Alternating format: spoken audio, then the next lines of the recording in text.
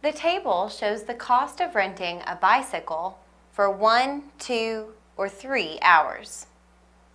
Which of the following equations best represents the data if C represents the cost and H represents the time of rental? Since this is a multiple choice question, you could always substitute these values or substitute these values for hours into your equation and see if you get the cost. For instance, you could replace H with 1, and you have $3.60 or $3.60 times 1, which is $3.60, which is the cost for 1 hour. And then do the same with 2 and with 3.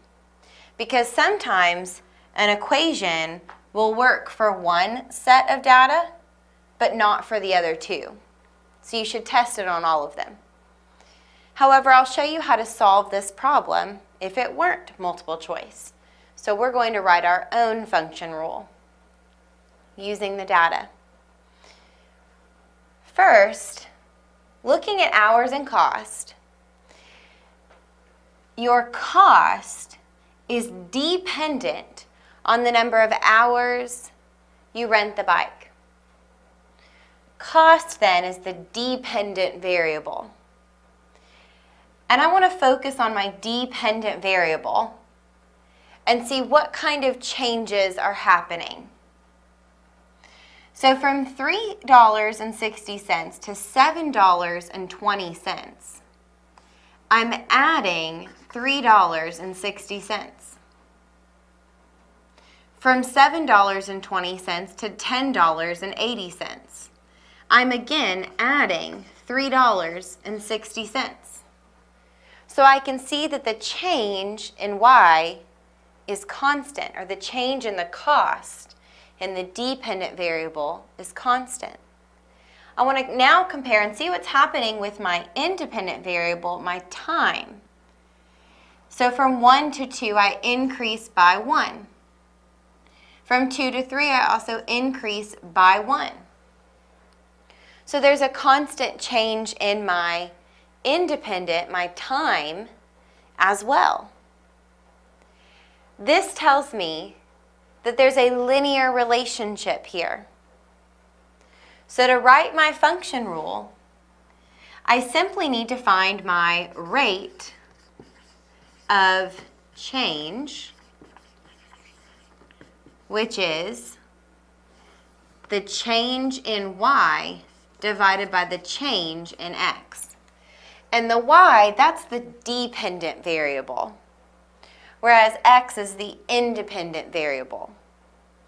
And we've already established that our cost is dependent, therefore our cost is our Y. And we've already found the change in Y, it's $3.60. Divided by the change in X, 1.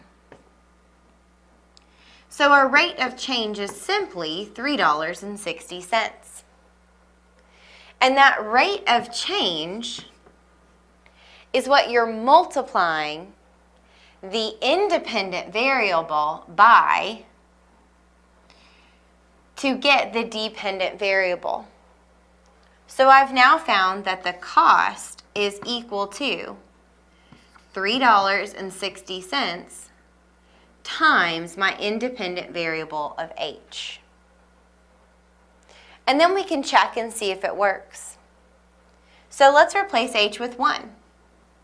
$3.60 times 1 is $3.60. Try it with 2.